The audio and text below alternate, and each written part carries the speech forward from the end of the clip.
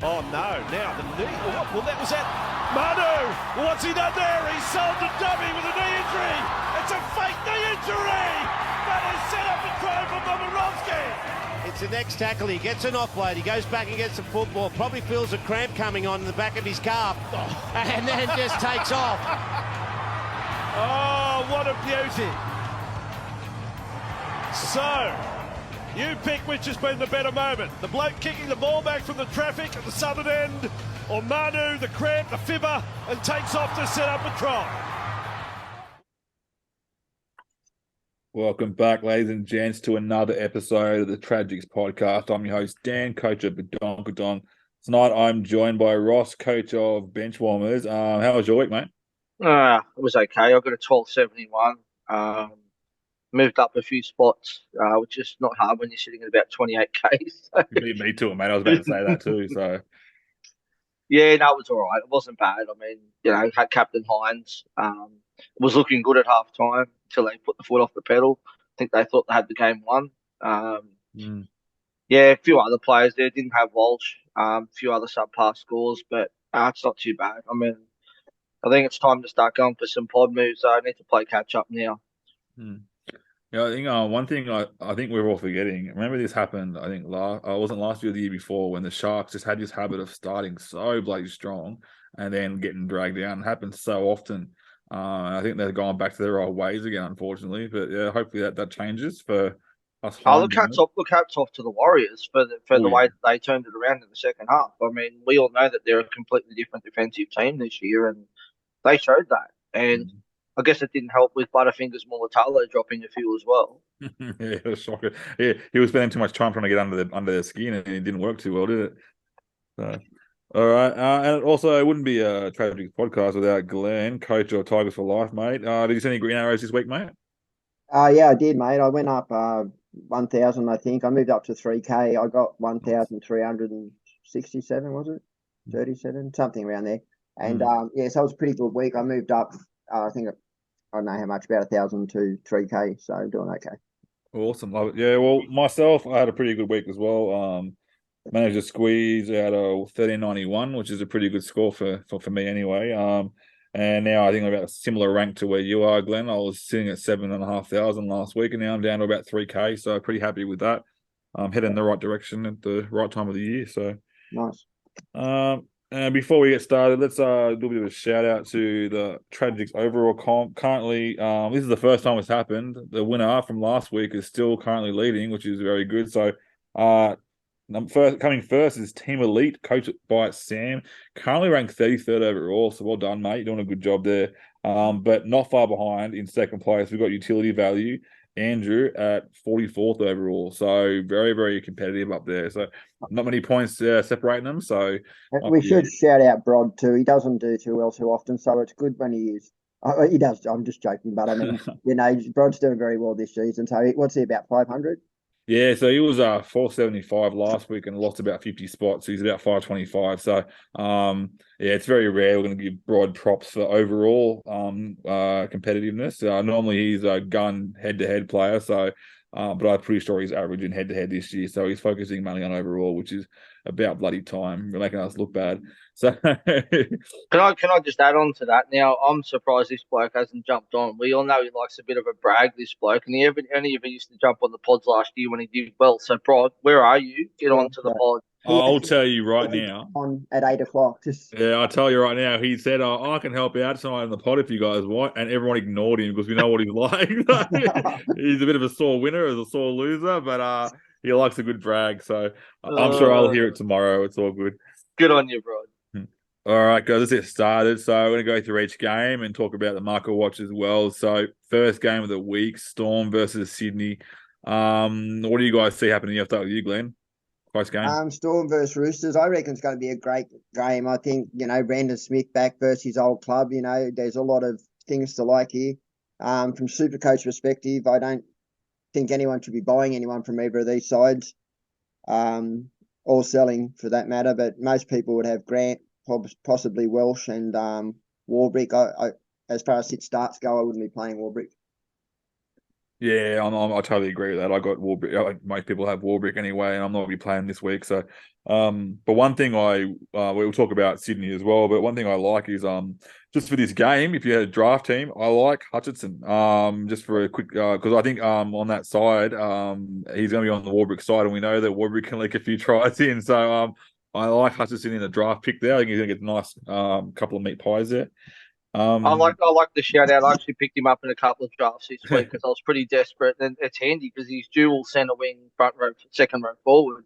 Yeah, I grabbed him in one of my drafts too. Yeah, I was short a few second row forwards because one of my teams I've got like 5 Sharks in it, so I picked him up in a couple, and I've had him on the bench, and I've just been playing him when he's starting, and he's been punching at 50s and 60s, so very handy. Yeah.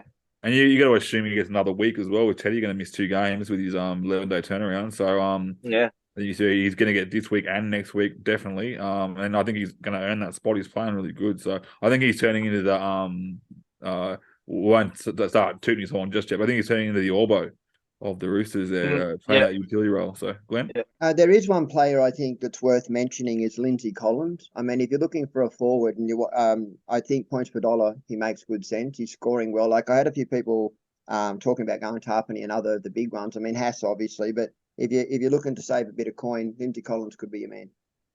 Yeah, well, it's funny you mentioned that. Lindsay Collins at 510k is actually the most traded in player from the Sydney Roosters. So not very many, only 0.7% of coaches are trading him in, but he's definitely up there on top of that list there. So I've always liked Collins. It's always been that risk though because he's known to get an injury but he's always got a super coach friendly game and his minutes are increasing and he's looking pretty good this year. So I like that call.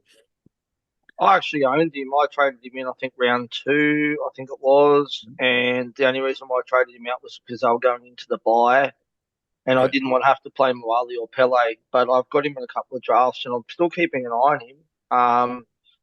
He might be a decent option at some stage, potentially. But I think for me now, it's not now. I think maybe after Origin, depending on the minutes he's getting, might be worth it after then. But, definitely at 5'10". If you're looking for an upgrade of Stefano, I don't think he's a bad shout. Yeah, I like it. His break even's 42 as well, so it's not like it's going to break the bank if you wait a week. Or I know you're playing against a Storm, which tends to be a good thing, really, when a gun forward's playing against a gun team. It tends to be better for them in base. But I think even if you can't get him this week, it's not a big loss. You can pick him up next week if you need to. So I'll just add in before we go to the next game that people who are selling Elise Katoa, absolutely crazy. Absolutely crazy. There's a fair few trading him out this week, and with Jerome Hughes back this week, he's only going to see more ball. And I just think it's a crazy trade out. I mean, he's not going to lose any money. His break even's 44, which you can definitely get that. But I think there's about 700 or 800 that are trading him out currently. And just on that too, like if you're paying attention and you watch rugby league like a lot of us do, I watched the trials very carefully with Elise Katoa, and a lot of their set plays were to him. And Jerome Hughes comes back this week, which makes him look even prettier. So I think don't sell Elise Katoa. Yeah, and one thing as well is I know it's the Roosters that they're playing against, and they can be a pretty decent defensive side. But I noticed that Egan Butcher, he'll be up against him, and I think Egan Butcher's had a few lapses this year, so I think Melbourne are a good team. They'll exploit that weakness, and I reckon Katoa could be in for a decent score. So awesome. So Storm, we'll go to market watch here. So for the Storm, nothing really. Both teams really not much traded in. So the biggest traded in for the Storm is actually is King at 1.5%. People trading him in. I started with him and I've been really happy, but I wouldn't be bringing him in. I don't think it's we've got to break even at 0, I guess. But and 550k. If it was 550k, I'd rather bring in Collins, I think, for more consistency, I think. And not only that, there's so much value in the second row position this season that there's still money makers to be made in that position. So stick with the cash guys. They're spending out the good points. Well, that's it. If you're needing a second row forward and you don't have Jacob Preston yet, I'll be getting Preston in. But obviously making sure he's 100% because at least we'll know by Friday whether he's going to play or not because he was 50-50, but he's still got cash to be made, and I'll be getting on him first. Yeah, definitely, 100%. And number 2, most traded in. Honestly, this guy is a guy that I'll have in my team, and if I didn't, I'd want to get him in soon too. But I'd still wait a week this week, and that's Cam Munster. The break even of 98. he can get that on any day, but if he does get it, he's not going to go up in much money. He's 109K at the moment, so if he does get that, he's not going to get a 170 against, you know what I mean? Like, can go up massively. So I'd wait a week on Munster, maybe get on a better matchup, but nothing there. So and over the Roosters, we mentioned Collins there. He's the most traded in over there at 0.7%, and the second most traded in, we've already talked about him. That's Hutcho, 246K, break even at 12. And yeah, 0.6% trading in. So pretty decent option there. But if it's a long-term move, it's probably the wrong one, I think. So all right. Let's move on to the next game. Bulldogs versus the Rabbitohs. So Glenn, I'll go to you, mate. How do you see this one turning out? You reckon Rabbitohs take this one away? I think Rabbitohs will win. I think that they just got too much strike for the Bulldogs, especially with the amount of forwards that the Bulldogs have out. There's a lot of players of interest in this game. I mean, starting with South, you got Latrell, Campbell Graham, Tass, Cody Walker, Cook, Kalama Tungi, or Murray. They're all, you know, people that I'd be interested in. And from the Bulldogs, I really like Hayes Perham. He seems to be going under the radar. He's been scoring 60s every week and just in base, most of it, base plus power. Obviously Carraz. But I think the two that are sells, and people might not agree with me, are Burton and Mahoney. I don't like either. Burton's had some moments, but, you know, I think people should bite the bullet and get onto one of the three big ones that are coming up, especially with the draws that are raising. And it's even when you think about three big ones, is like you got what Munster, Brown, people are on Dewey, and then you got to also think I'm thinking about this Burton here with 5'8". You got Cody Walker, which is what we talk about as well, who I don't mind. He's actually the most traded into the Rabbitohs this week at 1.3%. On a decent matchup, we know what he can do. He's got a break even at 21, so we believe he'll go up in this week in price. And I think he's starting to show a bit of form there, scoring tries, getting pumped up. If you can control that anger, what do you think? You reckon he'd be a good option there, Ross? I like it, and I've been looking at him. My only concern for me is that he scored 2 tries the other week, and he still only got like 70 points.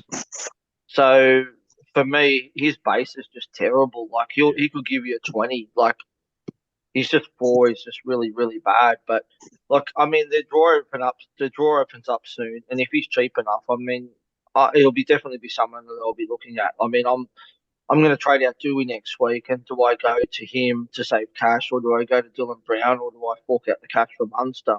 You know what I mean? So they're probably the three that I'm looking at, but I don't mind Cody, actually. I've got him in a couple of drafts. So, yeah. Just on the draw that you've mentioned, so they got the Dogs and the Dolphins. They're 2 games in a row. Dolphins are actually a really good defending side. Then after that, they got Riff, Manly. Their draw actually isn't as good as people seem to think. It goes up and down, doesn't it? Yeah, I've seen that. I would much prefer someone like a Munster or a Brown who have got the base. So if they do have one of those tough matchups, at least you're going to get a 50-55. And you know that any attacking stat on top of that, you know what I mean? You're getting a good score. Whereas with Cody Walker, you're primarily relying on those attack stats. Yeah. I think he could. I know what you're saying about the Dolphins, but I think he can go massive next week. I mean, they're still going to not have Kafusi. They still don't have O'Sullivan's out. Milford's out. Like, and they've been. You know, we saw what the Dragons did to them, and that was the Dragons. So, you know, so. So I'm thinking, like just as an idea, as a strategy that I think could be a good option would be if you can't afford Munster or Brown, you bring him in for a short-term period to get his little cash rise in these 2 matchups, and then when they play the Panthers, then you can look at moving on to someone like Brown or Munster. So that's just. But I'm read money too, like. You know, going back to my little drinking session I did the other week and stuff at my trades, I'm actually glad that I didn't bring him in because he's been very underwhelming the last couple of games. He really has.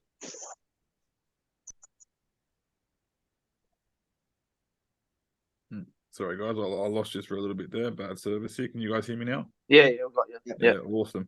You guys all paused, but I think that's my internet. All good. Yeah, so with the trade-ins for the Market Watch for Bulldogs, no surprises here. Number 1 traded in is Preston. Only 2.4% of people, but I believe that's because he's already highly owned. I think. But yeah, negative break even, already made 250,000 already. Looking to make a lot more with that big score on his rolling average there. He's looking the goods, but yeah, be wary with that injury. He seemed to come out all right after the game, and I believe it was only a laceration. as well. I don't. Everyone was saying it may have been dislocation, but it was just a webbing. Yeah, webbing. Yeah, in the just finger. split the webbing. Yeah. So that could just be. I think that'll be fine. I was surprised that King came out actually afterwards. That I man, That was brutal. that was gutsy, and they probably didn't need to come out either. Really, I mean, I know they lost Pele with his broken arm, but geez, that was. I think you'll find someone like King, who's one of those old school footy players. I reckon he's just competitive nature and just wanted to get back out there. That's why I've always liked King. He's always been that guy that just wants to get out there and have a crack. So Yeah, I wasn't complaining. I've got him in a couple of drafts. So I was very happy when I saw him come back on. I actually brought him in my fantasy team. So I keep forgetting I've got a fantasy team. I love it. Super coach is king, mate. That's all that is. That's all we can say. Yeah, it doesn't compare to fantasy, unfortunately. Neither does Dream Team. So in this game, guys, other than Preston and Cody Walker, really not much movement going on here when it comes to trade-in. Sorry, let's move on to the next game. We've got Cowboys. And before we go on, sorry, I'm just interested in your guys' thoughts on selling Karaz to bring in Marzu. Now I know Karaz has been absolutely sensational. Like, you know, he's hit ups for fun. He's got a really good base of about 60 to 70 points, but the attacking stats haven't been there. I mean, I can bank like whatever it is, like might be 150, 160k and make 100k off Marzu this week.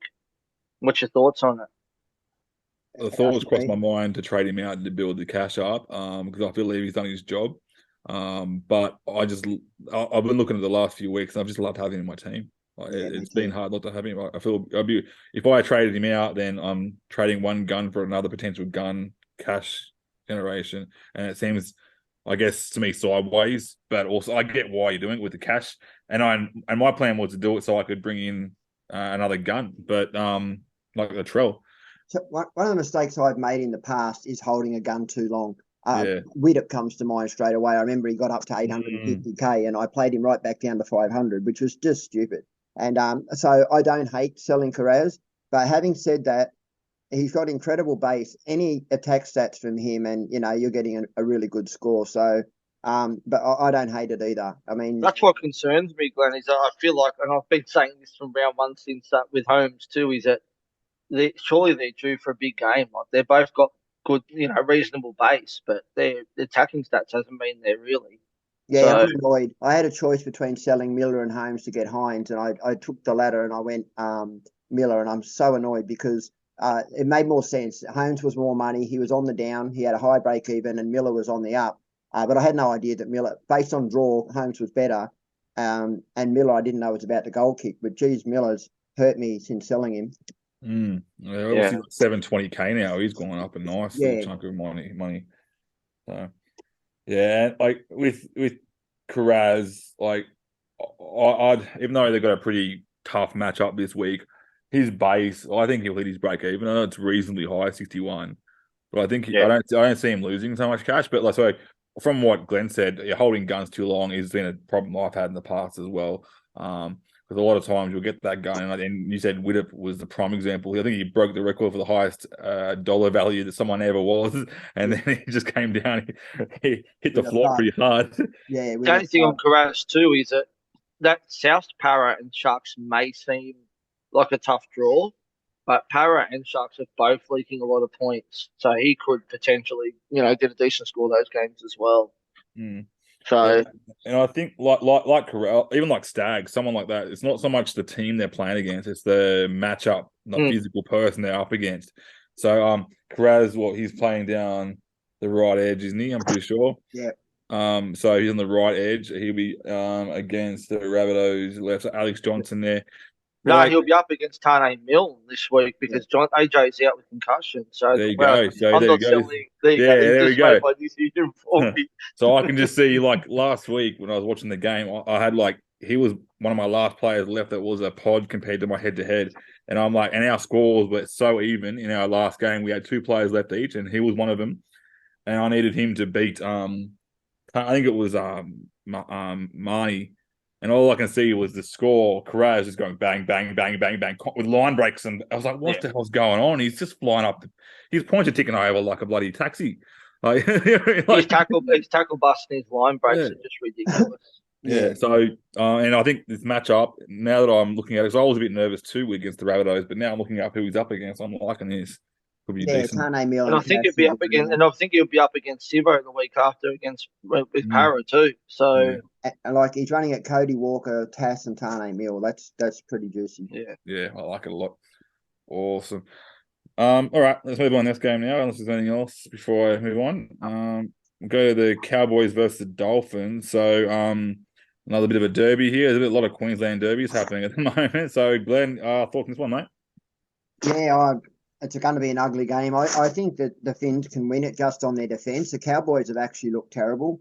But in this side, I think there's a few sells.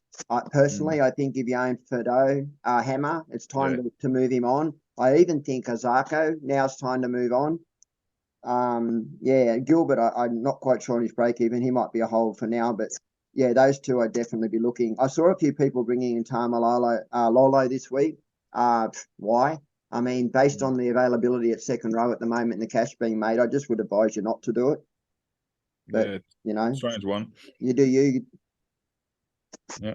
One thing I will say is you mentioned the Psycho, their break even of 26 is actually the most traded in for all the Dolphins. Look, he has a very low break even, don't get me wrong. So I can how much is he now? Though? 575. 575. It's not too bad. So, but I can't see him going up or down in price this week. So I'd probably want to move him on soon. But you could probably wait a week if you wanted to hold trades and get that extra one extra bump. He's got, I think his break even is quite low because the week before he got that big 110. Yeah. So that's the reason behind. That's still his rolling average. It's the only reason behind it. So I have him Zarko about here, and Catfish has him about here, and we quite often have conversations that don't meet. I really like Zarko. I really do. I was actually surprised when I had a look the other day at what ownership he was. He's like nearly 30% owned. I was shocked to see that because I haven't seen him any of my opponent's teams that I'm playing against. Yeah, I haven't played against him head to head yet. So I only play against smart people, I guess. That's probably just there's so much value at second row instead of wing that to me, he wasn't a touch. I mean, there's players that we've missed like Hayes Perham, Hammer. There's been a collection of players making good money in that position. So, but Katoa has made money, but I personally think you've made your money, grab run and move on to someone like Marzu. Yeah. Although we'll get to him later. Yeah, definitely. Before I ask you, Ross, I'll talk about the market watch here. I've already spoke about the most traded in player. 1.1% of coaches are bringing in Asako. We'll go to the Cowboys. Here's a good one. You guys want to laugh? Most traded in player for the Cowboys, Griffin Neame.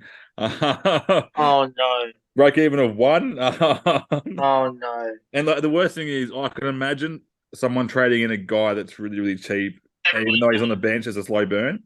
But he's 371K. Like, he's not cheap at all. Yeah, it's an awkward price, isn't it? No, it's a very awkward price. And people who see the break even of 1 and they're thinking, oh, cool. And he had a great game. Don't get me wrong. He had a great game starting, but how long is that going to happen for? So yeah. But hang on. I've got a valid point. He's starting this week, so that makes it all worthwhile, right? The green dot is that green dot's worth extra 100,000, I think. So, anything else, Roscoe, before we move on to this game? One I'm going to mention, and I've mentioned him a couple of times, and the other he's got the dual position is Lumi Lumi. Yeah. Now I know he's 425K now, but I still think that he's a valuable buy if you want like a mid sort of ranger in your second row or your front row or your centre wing. I don't think he's the worst option. Like he hasn't obviously got the ceiling of, your who am I thinking of, like a Karaz or someone like that, or any other one like that. But he'll get you a solid 50 to 60 week in, week out if you wanted that consistency. Can I just? But other than that, there's nothing. I disagree, and I'm just going to say why. So look, if you did own him, great, well played. When you're first starting off in Supercoach, a nice consistent 50 in that position, making a little money is perfect. But now there's just so much value at second row, centre wing. And you don't want him at second row because he just doesn't have the ceiling. And I don't believe he has the ceiling at second row either. And they've also got Kafusi coming back. I just don't think he's a buy. I think he could be a hold for a little while until you get others. I don't want to disagree with you, Ross, but I do. Of course, you have to, don't you? Yeah. But on Hammer, just for those who are trading him out, he's not a priority trade out. He's got a break even at 40, which he could easily get. But Yeah. obviously, I think the big trade trend is most people are going from Hammer to Marzu. So if you're doing that, then it makes sense. But yeah, he's definitely someone you could keep on your bench. He's not a must out to trade. No. You can hold him. And he might go big against. He might go have a big one against his old club this weekend too. So who knows? Yeah, that's it. On Lemu, I find if he was to have that job security, I wouldn't even hesitate to bring him in. Only because I like that stable base that you get, having the ceiling around him, and then having that one person to get you 50, 60 every single week. He kind of reminds me of the way he plays if he was playing 80 all the time, of Aitken last year, playing in the second row there with that nothing big, but hitting 60s to 80s on a regular basis. So I like him, but I think Glenn 100% right with that security there. Kafusi, he's not losing that spot. And I think you'll find that you will see Lemuelu go back to the front row or the front row rotation from the bench when he gets back. Old school, we were very much about having a second rower. I mean, the upside is his duel, and that's very handy. But now we have a lot of centre wingers that have got that kind of base, like the Carras, the Tohos, and the Taruvas. But yeah, look, if you got him at centre wing, he's a hole to make money. Yeah, awesome. All right, move on to. I'm looking forward to this game too. But obviously, I'm a Panthers fan. But Panthers versus Manly. I'm liking this game too because I think last year this game happened, it was Panthers all the way. I think Manly are going to come back firing after last week. And I think Panthers aren't the team they were last year. So I think it's going to be a close game. Thoughts there, Roscoe? Yeah, I could see it being close for a while, but I think Panthers will get away with it in the end. I'm interested with the clash between Stephen Crichton and old mate Saab. The Saab's back this week. So there could be a lot of points leaked down that side for Manly. I'm probably going to VC Cleary in this game, as most probably will, because the VC choices are pretty tough this week. Some of the matchups, I can see him having a big game too. But look, it's hard to know. I mean, we all thought Manly were going to come out and flog Newcastle last week, and look what happened. So it all depends on what Manly team turns up. They've been a bit disappointing for me. I think DC's been pretty average last couple of games for them too. And obviously not having Schuster there, that hasn't really helped them. But, he's probably going to be in one out, 1 week out the next. But if you got Schuster, I wouldn't be playing him this week against the Panthers unless you're really desperate. Yeah, I got Schuster sitting on my bench there without a blue dot, so I'm not going to be playing him myself. And this is going to surprise you guys. I'm looking at playing Tanner Boyd because obviously I've got Nico Hines. I'm not selling him. I'm looking at playing in my last reserve as potentially Tanner Boyd or Khan Pereira, just because I like that matchup. And they're playing Dragons, aren't they? Yeah, I feel dirty saying Tanner Boyd, but I think we all know he can actually put a game together. Last year when he was playing the halves, he can put a game together. It hasn't clicked yet, but I reckon it possibly could happen. I think the main reason, actually, we'll get to it later, but I think the main reason is because he's on the other side. We've got Fafita on the other side now with Foreign. So, but yeah. Well, he might have to take that more of a senior role too, because don't forget Foreign's not there this week. He's still out injured. They've got Sexton, who hasn't played first grade for a while. Yeah. So that's not a bad shout. I mean, I'm even contemplating captain Fafita for that game too. So yeah, I like Fafita this game as well. So I was thinking about going Hopgood to Fafita this week, but I think I want to hold Hopgood for one more week. How did we jump to the Titans? We got a little bit on tangent there. That's all right. We'll move on to back to the Panthers and Manly game. So Glenn, what are your thoughts here, mate? Yeah, so there's a few players of interest for me in the Panthers. I actually like Targo. I thought he was actually incredible last week. And if you're looking for a pod, I think he could be one of interest. Obviously, Zach Hoskins is one that everybody's obviously looking in. And I'm sure in a minute, Dan will give you some feedback as to that. But from Manly, I really like Olakau'atu if you're looking for a pod there. And if you don't own Turbo, why not? Yeah. Get him. He's already gone up 200K. Yeah, that's right. I mean, you should have started Turbo. My only concern is I've been looking at Olakau'atu, right, Glenn, and my only concern is the other week he played 80 minutes, he scored 2 tries and only scored 60 points. Yeah. But Now remember you take away those two tries, and they were Yeah. both off kicks. I get that. Yeah. That's 34 points, He was which means sent off, in 80 minutes he scored 26 points. He was also sent off for 10 minutes. So he lost 8 points there plus that time. Was that the same game? Yes. Yeah, I believe it was. Yeah. Either way, that's still, yeah. Yeah, I hear you. I just think he's a good pod. I mean, there's one I like. Oh, he's definitely a good pod. No doubt. Which was Kaloa Matangi. Yeah. Yeah. Hoskins. Honestly, I love this guy. I think he was great at the Broncos when we saw him first up, and now he's at the Panthers. And I'm bloody stoked that we have him. It's good to have that second row depth. And I think he's earned that spot over Garner. But do you guys really believe that when Garner's back and Martin's back, that he keeps that spot? No, I'm not convinced. Yeah, but he should be, but he's not. But in saying that, look, even if you trade him in this week, you're still going to make about 100K. I mean, it's not like you're going to trade him in and he's not going to make any money. Is 2 trades worth 100K though? That's the question.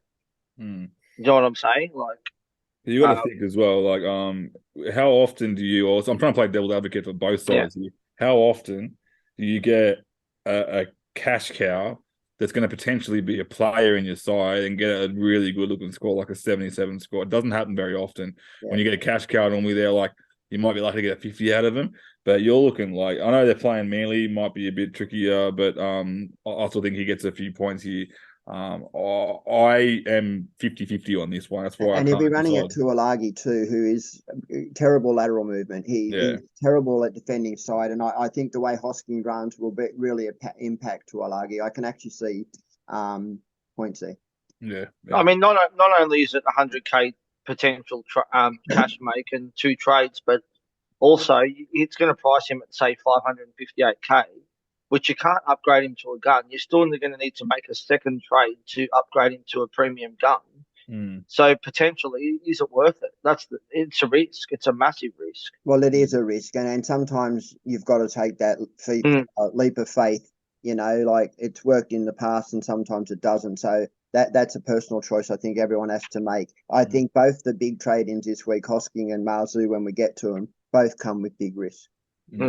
Definitely. Also with big reward. Yeah, that's right. Yeah, I'm getting vibes of last year's Talakai with Hosking. I feel like if you get on now, you take that risk, and we all thought kind of Tracy had that spot, you know what I mean, and last year, and then he just didn't get it back. And Talakai went berserk and went up dramatically in price. Yeah. So if this is something, this is why people are probably scared not to jump on him. Can we not talk about Talakai, because I traded him in at like 800K or something ridiculous, and I never saw a score over 50 after it. That's gold. I ended up holding him the whole way through the season. I think he ended up going down to like 500K or something stupid at the end. Yeah. But honestly, one of my trade options this week was actually a boost that included bringing in Hoskins.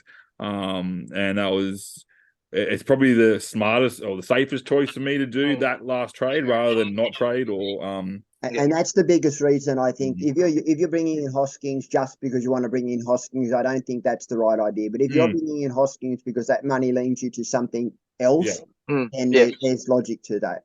Yeah. It ends up helping me get money to get Latrell in, and then my centre wing is almost done, and my fullbacks are done ready to rotate whenever I want to. So I'll share that with you later anyway. So that's obviously number 1 most traded in this week is Hoskins. Number 2 most traded into the Panthers this week is Nathan Cleary. I believe a lot of people are probably going back from Hines to Nathan Cleary again.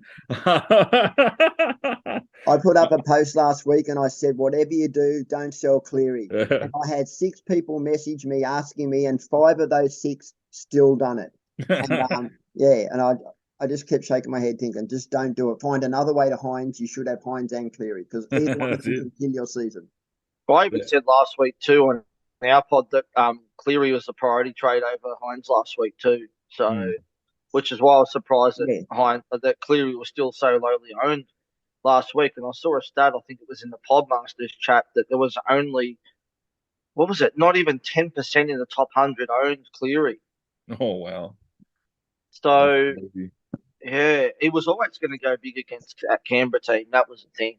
Yeah, I think you said you called it as your bold prediction for him to get 150, which he didn't get, but he That still was close. he got It a was pretty good close. score out of it though in the end. So He didn't get any unicorn points this week. I'm disappointed. everyone's like, "Oh, we'll sell Cleary, he'll lose money, and then we'll get Hines in, and then he'll lose money later on. We can swap him back and forth." And last week, Cleary made money, so Well, it was now at 38 break even. I can't wait till we get to we talk about the Warriors game, because there's a doozy there that I'm going to talk about. All right. So for Manly, not much here. The only one here that's being brought in here is Schuster at 2.2%. People trading him in. I guess like it's his third game.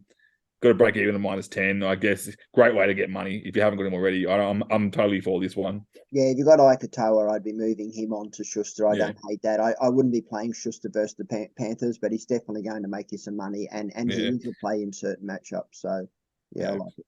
And second on that trading list, no point even really talking about it, but Weeks is named on the bench there, and he's being traded in, so I won't even bother talking about that one. He's trading him. People are trading him in. Yeah. It's less than 2.2, but it's still. I think you'll probably find people saw his break even before the team list got ruled out, and just haven't fixed that trade yet. So that's all right. If you're getting him in, don't. So we'll leave it there. Unless Schuster gets ruled out again, then even then it's only one more week for Kasparov. This is another version of Pizzette, I think. You know what I mean? So let's move on to the Broncos versus the Raiders. Go to you, Glenn, first, mate. What do you see here? I think the Broncos should win this comfortably. That's personal, but I think they're doing very well. People are trading out Carrigan. I wouldn't be too concerned about the minutes he played last. I mean, when you're winning against the Tigers, you can afford to rest them sort of players. Yeah. So I would at least hold on for one more look. But there's a lot of value in that position. But Reece Walsh, I mean, he's just churning along the cash really nice. And once he gets to that peak price, he'll be a sweet swap to a Tedesco or a Latrell or whichever way you want. With some change too. Mm-hmm. Yeah, with some change, absolutely. Yeah, that's it. 3.3% of people trading in Walsh at the moment. Break even at 40 and sitting at 720k. So definitely made some good money there, which is good. Roscoe, anything else, mate? I was a bit confused with Walsh being so highly traded in this week, like considering I think he's already pretty much made his cash. But with the draw that they've still got the next few games, he could easily go massive again. And we saw that against the Tigers. He absolutely carved us up in that second half with the tied forwards, and our centre wings aren't great, so I don't hate it. But he's not going to make you a lot more cash. It's going to be more points than catch the next few weeks, but he's definitely selling probably about 3 or 4 weeks. Yeah, good to see Croker you go, back, Glenn. by the way. That's all I was going to say. Just good to see Jarrett and Croker back. Yeah.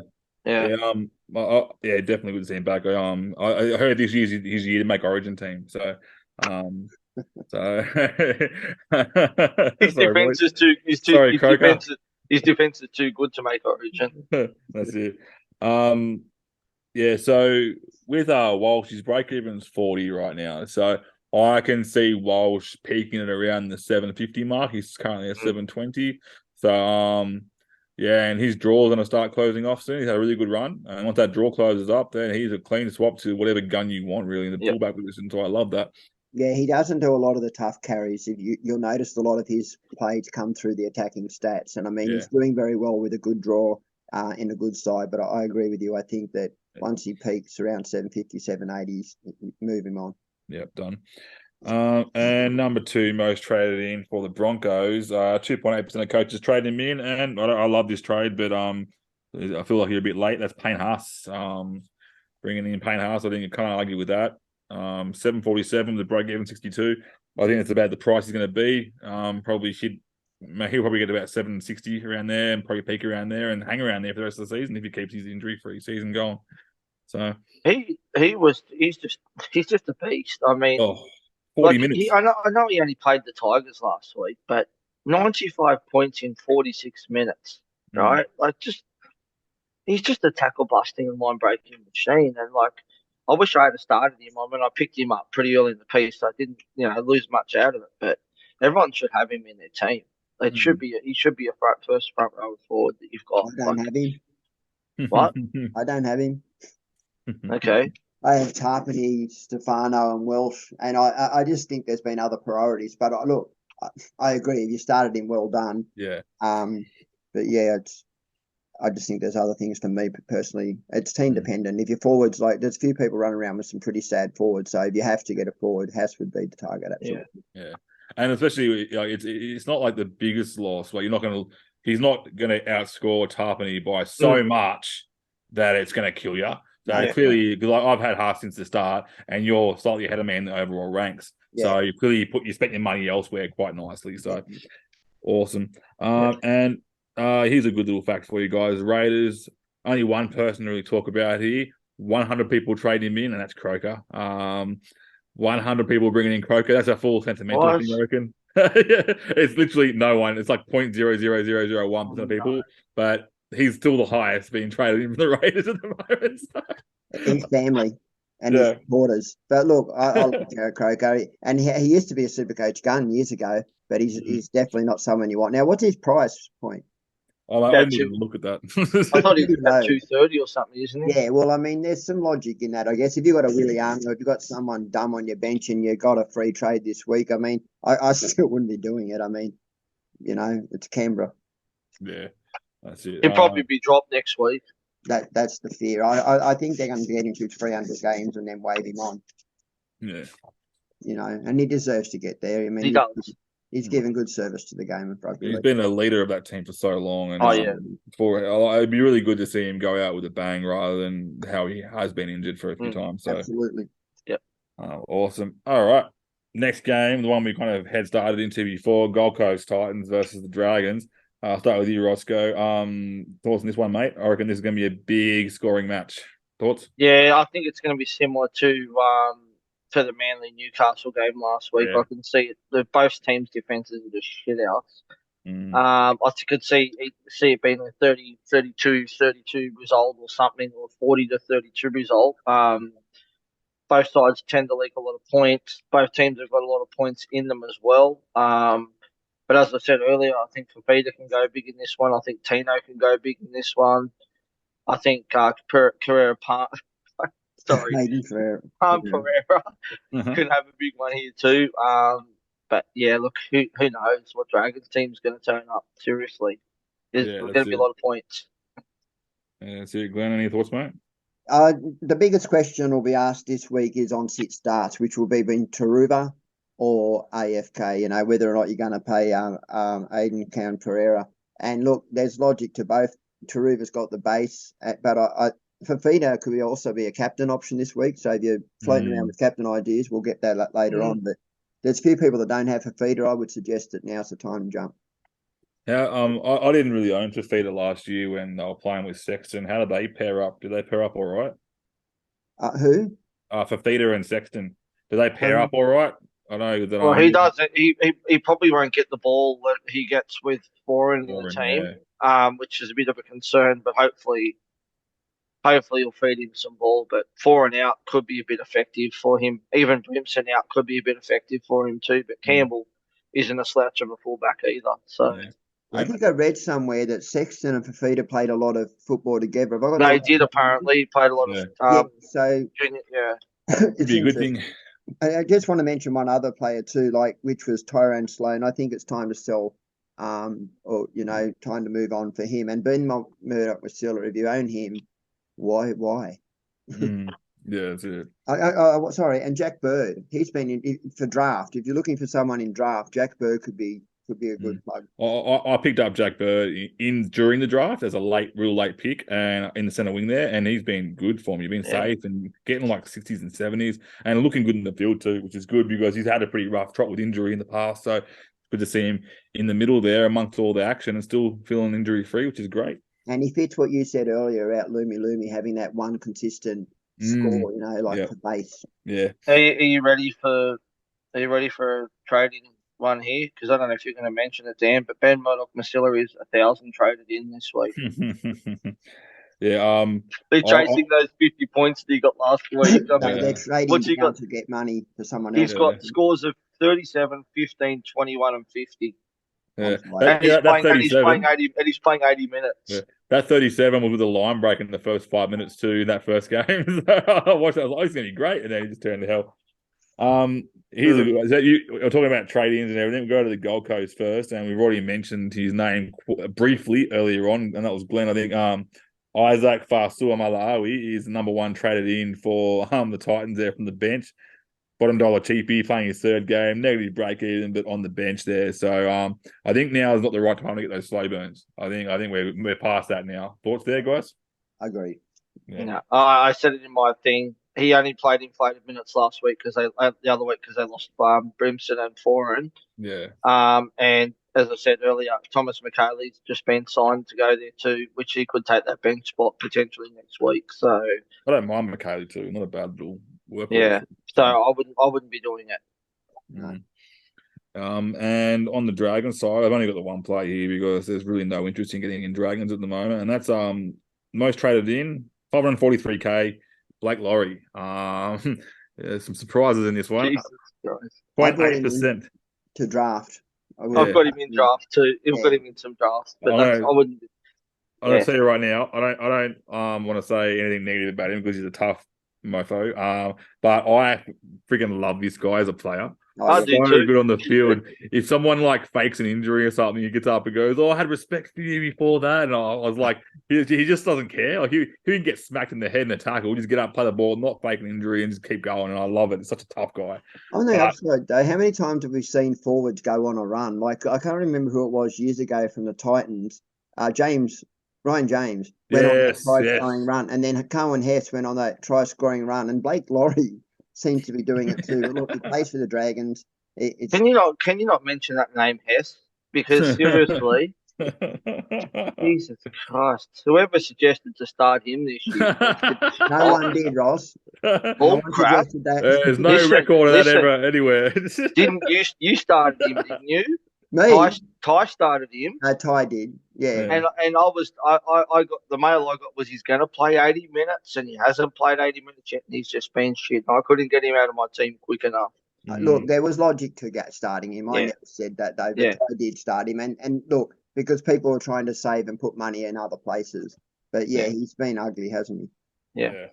Thoughts on Lomax? If he's dropping cash left, right, and centre. If he gets under 500k, what's your thoughts on him? It's a good pod. It's just, again, he plays for the Dragons. To me, it's all about opportunity. And opportunity for me is that you want them more times than not in positions where they can score or get those attacking stats. And unfortunately, the Dragons play a fairly good defensive game, although they tend to lack later in the game. I just don't see the points in it. But Lomax could be a handy pod. I mean, he does go on little runs, and he's a good player. Yeah, and with the goal kicking as well. That's right. So he's definitely, I like him. But you don't want to look at that draw. I reckon I haven't had a good look at the Dragons. It's a bit of a mixed bag. It's a bit of a mixed bag. Their draw.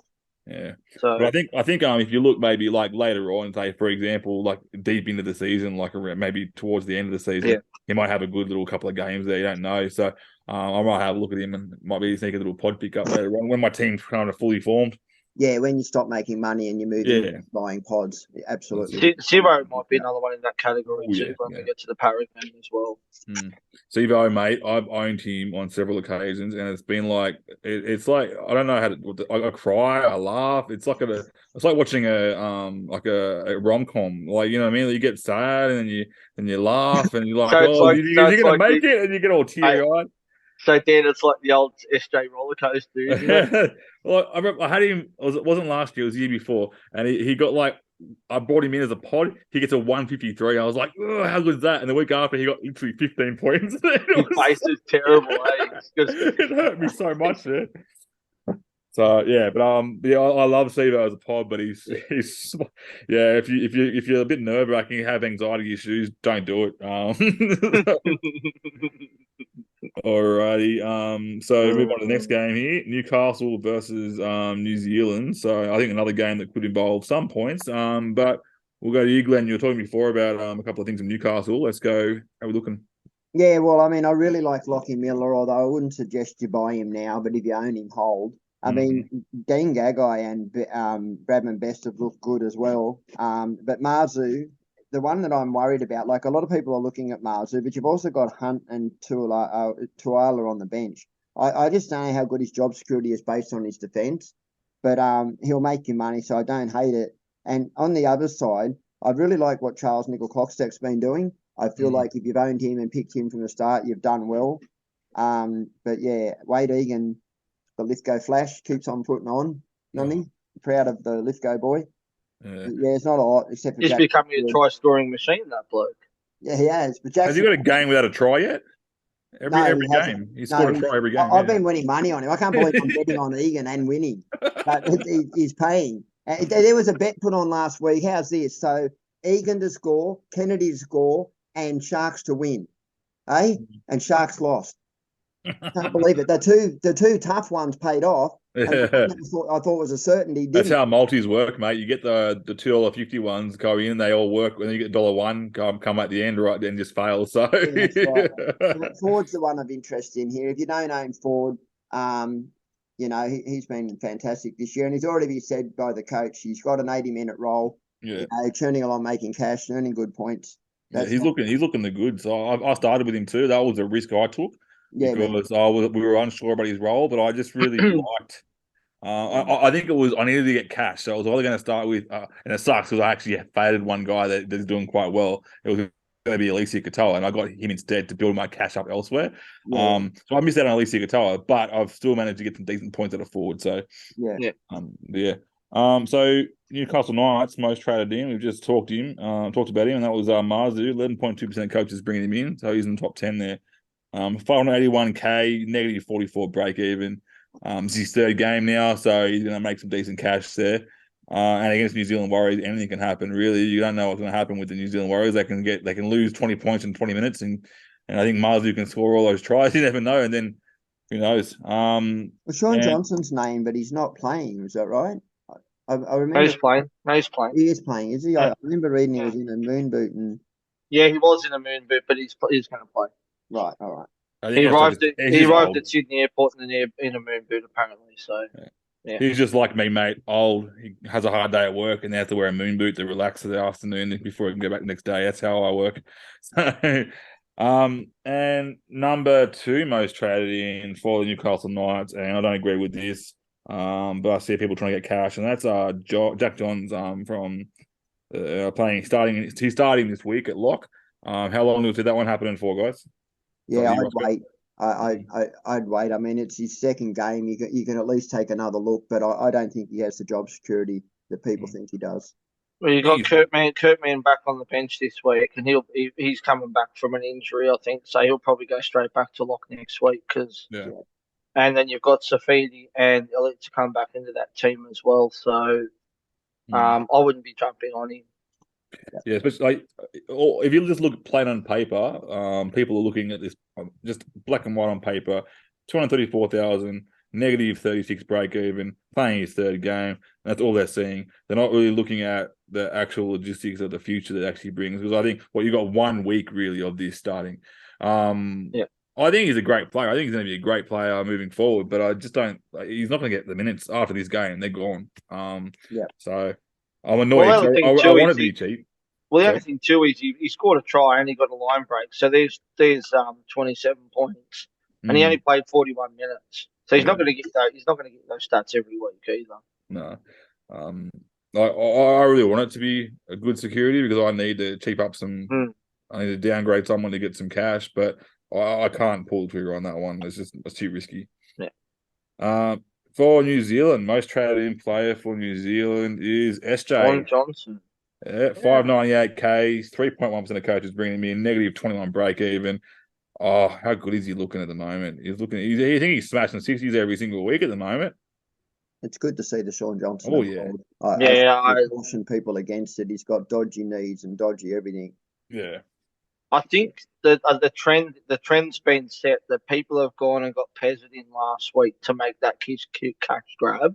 Yeah. And they're doing the same thing this week as a stepping stone to Hines. That's exactly what they're doing. The trend's there. And I don't know whether people are doing the 1 week playing going from Hines to Sean Johnson either. I haven't really checked at that, but that's how I see it. Yeah, it's like I think everyone's just nostalgia. SJ of old, I had to bring him in my team, but it's so risky. I don't mind taking the risk in a draft. I have done on Yeah. several of my drafts. And I've got him and Sam Walker in one of my drafts as my backup and I was just swapping them back on matchups, and I chose SJ this week. I thought I lost because I had Sam Walker get 85, and I'm like, oh, that was a bit unfair. And SJ comes out and busts out a massive score for me, so that was good. Yeah. But yeah. And number 2 most traded in, 1.1% of coaches bringing in Chance Nickel-Klostag at 377, -5 break even. Thoughts here, Glenn? I don't hate it. I think that the Warriors are playing well. Charles Nickel-Klokstad's base is really good. He's very involved in it. I still think there's better value in other players, but I don't hate it. I mean, yeah, I don't hate it. What'd you say price was? 377, so he's just around the Yeah, I think it's too late.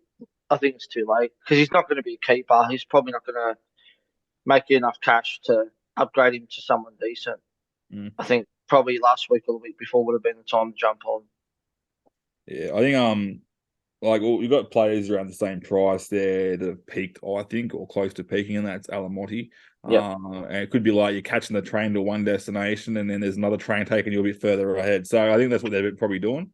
So yeah, well, that's exactly what you're saying. If you're doing Alamotti to bloody CNK, it's sideways at its best. Yeah, I say it's sideways, but he might take you a little bit higher because you've got that lower break even, rather than Alamonti's got a 40 break even. He's kind of peaked there. But in saying that, I don't know if I like it because I've seen the low scores that Chance has had, and that kind of scares me because if I'm paying 377, I'll probably play him on matchups, but he's had some pretty good matchups and had some low scores. So, we know what he can do. I'm just a bit, and that's the problem. I've seen him get big scores and very low scores. So. Anything else before we move on to the last game, guys? No. Oh, awesome. Let's move on. So, West Tigers and Parramatta Eels. Not very much market watch here, wise, except for not even. Both teams have got very little trade-ins. So, start with you, Glenn, mate. How we seeing this game turn out? Yeah, well, I mean, we know how it's going to turn out. That's inevitable. And I'm a Tiger supporter, and I'm shattered one. But look, Stefano's a hold until through the bye period, I think, after he's, I mean, I know some people are sold, but one of the good things about Stefano is he's playing late in the round, which means he's a handy backup for anyone that's laid out. I think Dewey's on his way out the door. If he's not out the door this week, he should be next week because they got the bye next week. So when Pearce comes knocking. Absolutely, yeah. So I very deliberately had my forwards with a Raider, a Storm, and a Tiger, and they all have a bye one after the other, which is so that I could play 2, have 1 sort of thing. Yeah. But when we get to the Eels, there's a few there that I like. The one I really like that people probably haven't looked at is Will Penasini. Penasini can find a try, and I'm actually going to be packing him for first try scorer this week, or a Sevo off of Dylan Brown. And the other one I really like is Madison. If you're looking for a pod, you don't have a feeder, go Madison. Trust me. Honestly, mate, I was really tempted to go the Hopgood to Maddo move. I like Maddo. I've seen him pumping out 60s and doing nothing. It just seems like he's just popping out things for nothing. It's so good. Just one caution I want to give people. Parramatta have a habit of naming a side and changing last minute. Yeah. So there is a scenario where either Madison could drop to the bench, Hopgood could start, or Madison could shift to the edges and Cartwright could go out and hop. Any of those things could happen because we know what Arthur's like. I'm annoyed with Cartwright. I looked at Cartwright and I said, I'm never touching the Cardi party again. I thought he'd be in and out by round 3 and he's still there annoying me. But he's been moved to the right-hand side versus the Tigers. He actually could put on a nice little score this week. Yeah, I started with Cardi as well, and it made me feel sick to my stomach doing so. But I'm not too upset with him. He got a pretty low score last week, but I think he's been pretty good otherwise. I think last week was a bit of an outlier, and I'm definitely playing this week. I reckon this could be good. So, anything else? There's a few options for this game, but I mean, I really like Sivo, but I can't pay 567 for the Rocks and Diamonds. I like the Penasini shout. If Sean Russell had a bit more job security, he'd be tempting at his price as well, but just don't know what's going to happen. Plus the fact that he's playing centres and not on the wing. for the Tigers. What's there to say? Nothing, except for they suck at the moment. That's pretty much it. I mean, Dunster could be a pod. I don't think it's going to be a big score. I got a feeling that they always give them a decent game. The Tigers, like it's never a flogging. Like Yeah, they're well, a they different. do with the Broncos too, and we saw how that panned out. So Yeah, I know. Can I just mention two players of interest, right? If you're really looking for a pod and you've got someone like a DCE or something like that, and you're looking to switch, Moses could be a good play. Yeah, definitely. And the other one, he's got a break even 130, but I actually think he could get it this week, which is Dylan Brown. I'm telling you, he's got the best base along with Munster. He's got a great draw, has no bias to round 13, plays round 13, doesn't play Origin. You know, for some of those that like to take a risk and jump early, Glenn. I'm hoping that he has a shocker and dumps heap for cash so I can bring him for Dewey next week. Yeah, Do you, nice. do you overestimate your Tigers there, mate? I think that's everyone's play. I think Dewey's at 5'8" this week, which is a little bit better than fullback. I mean, he'll make up that base with his defence, his goal kicking. So he didn't seem to get very involved in those two games at fullback, did he, Glenn Dewey? No. He just wasn't that sort of sweeping play fullback. He's not a fullback, mate. He doesn't have the legs on it, legs to be a fullback. He's better at 5'8". He's a strong, robust player. He can fend well in the middle. That's best suits him. I don't think it suits him at fullback. I think he was even centre's a better position for him than fullback. 100%. Agree. So that's it. All right. So West Tigers. I'm going to we'll play a little game here, guys. Who do you think is the most traded in player for the West Tigers? Stefano. Oh, don't tell me it's IPAP, is it? No. It's Sean Bloor. I was going to say Sean Bloor. I was actually going to say him next. Yeah, Pole and Bloor would be ones that make sense based on their price, really. Prices and their break even amount. So yeah. How many have traded in Sean Bloor? Only 0.1%. So okay. Still very low, but still it'd be close to like. But I think it's probably about 5, maybe 800 people there. So that might be Pasco's team. Yeah, that's it. with his jersey on as well. That's it. And Parramatta guys, not much interest still here, but I think that's because the high break even. But equal number one is Dylan Brown, 129 break even, 730k. People bringing this guy in just for the points, I see, and I reckon it's definitely a good option for points. And number 2 or equal number 1 is Hayes Dunster. People jumping on early, but if you can jump on early on anyone, I think that that right wing spot against the Tigers might be a pretty little handy spot to jump on. But hang on, Dunster's only in because Simonson's suspended. Yeah, that's right. Yeah. So it's not a very smart trade when you think about it. No, it's not. So I like Lane, mate. Don't forget Sean Lane's back as well. People. Yeah, I like Shane. I'm hoping he can leak a heap of cash. I'll be looking to add him at some stage for sure. Yeah, well, that's my plan next week. Is if I do trade this week, it's for cash to get Brown and Lane next week. I really like both of them. But isn't he over 700k or something? Yeah, well, that's right at the moment. Yeah, I still want to take a look at him too, based on the fact that he's coming back from injuries. That's it. All righty, that's pretty much all the games up. So let's go around the ground and talk about some trades, guys, if we're doing any at all. I'll start with you, Glenn. So I'm not trading. At this stage, or I'm going to bring in Hosking. I may go Hosking. That may be my only trade, mate. I like Marzu, but my centre wing's looking pretty anyway. I don't really need Marzu. I'm making good cash. So, yeah, you should be around 3.2 million now, folks. If you're not there, keep building. You want to get a 13 to 5 to 14. You want to try and get to 13.5, I think. Yeah. I think I'm about 13.1 at the moment, so I'm pretty happy with that. And that's because I missed out on a couple of key ones. Like I missed out on Walsh and I missed out on Alexia Katara as well. So, but I'm still pretty happy with that price. Yeah, that's good. Yes. Roscoe, mate, your tradings, mate? At the moment, I'm not trading. The temptations here obviously is there for Hosking and Marzu, but just because Glenn mentioned it, I'm actually thinking a pod play this week, and I'm actually thinking of a 1 week trade of going Hines out to Mitch Moses for a week play. Because I just think you can go massive this game. So, I've saved a couple of trades already. So, and I'll bank the cash so I can go straight back to him next week, straight back to Hines. Look, I don't know yet. I've got to do something. As I said, I need to do. This is why I'm, potentially not going Hoskins or Marzu, because everyone's going to go them. And if I start following everyone else, I'm not going to catch up. This is the problem. So No, I've got to that's start right. some plod plays. So Yeah, you have we'll to see what do- happens. Look, I'll cross that bridge when it gets a bit closer. Yeah. Well, I'm gonna be boring as well, but I will tell you what I might do.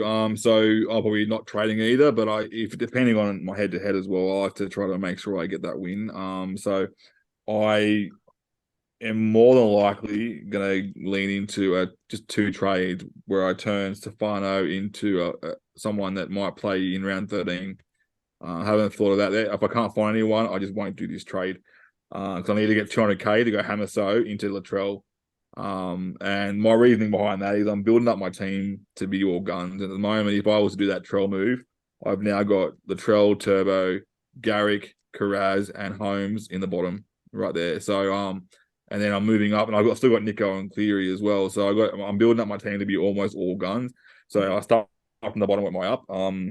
So I'm probably going to do that just to have that. And I think Troll goes big this week as well. If I did do that trade, I'm bringing the Troll in and BCing him too. BC him probably, which I'll talk about in the next segment anyway. So speaking of which, Glenn, mate, BC captain choices. So the most common this week will be Grant to Cleary, but that's not what I'm doing. I'm actually going Carraz BC, and I'm actually going to captain David Fafita. Like it a lot, actually. Yeah, I just want to be zig while people are zagging. Yeah. We're not going to win, like Ross said, doing the same thing everyone does. And there is that chance that Cleary doesn't get that big score because we've seen it this year. Then you've got the one big score really. So and Fafita, yeah, so it's good. It's a pot option, an anti-pot option that could actually pay off. Yeah. Roscoe? Cleary into Fafita for me. Yeah. I like it. Yeah.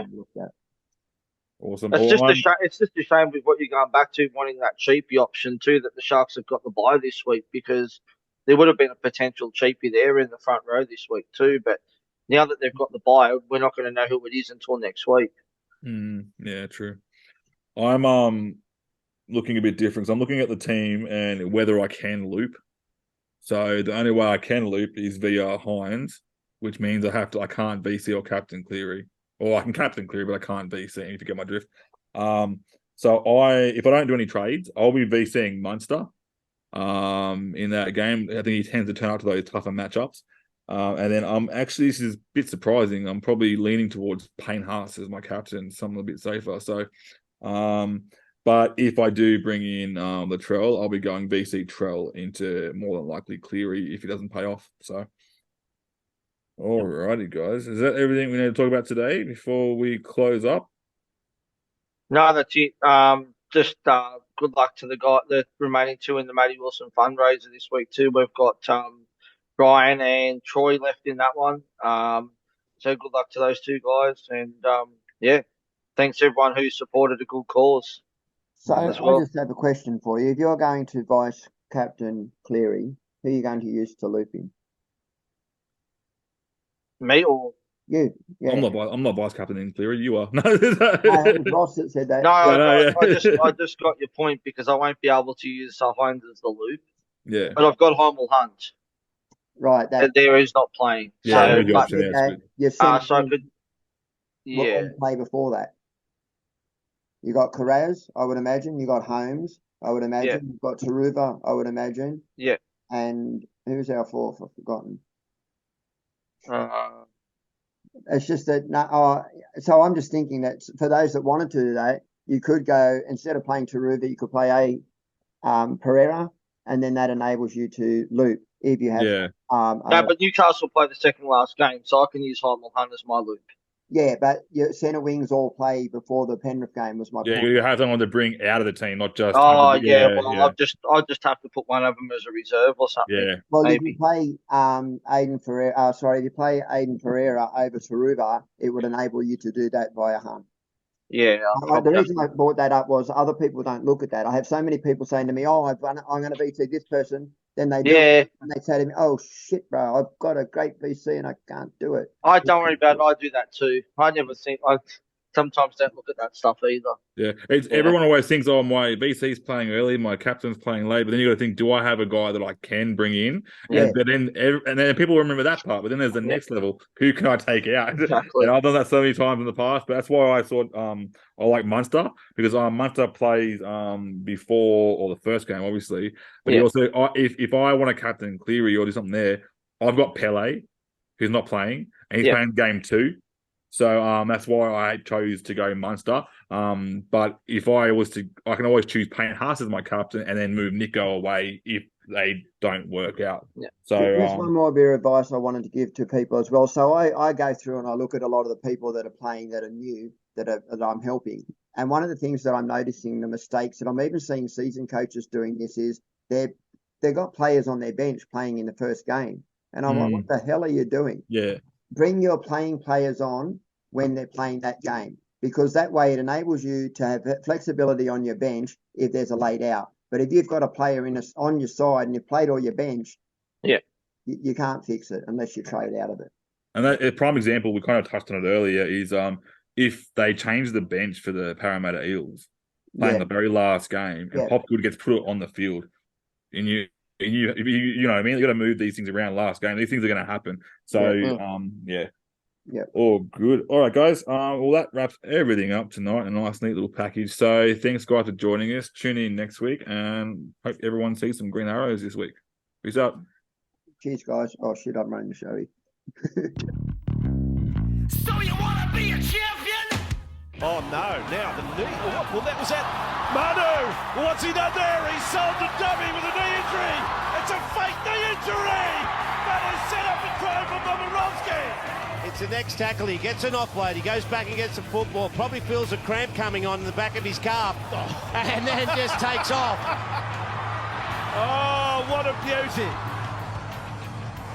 So, you pick which has been the better moment. The bloke kicking the ball back from the traffic at the southern end, or Manu, the cramp, the fibber, and takes off to set up a try.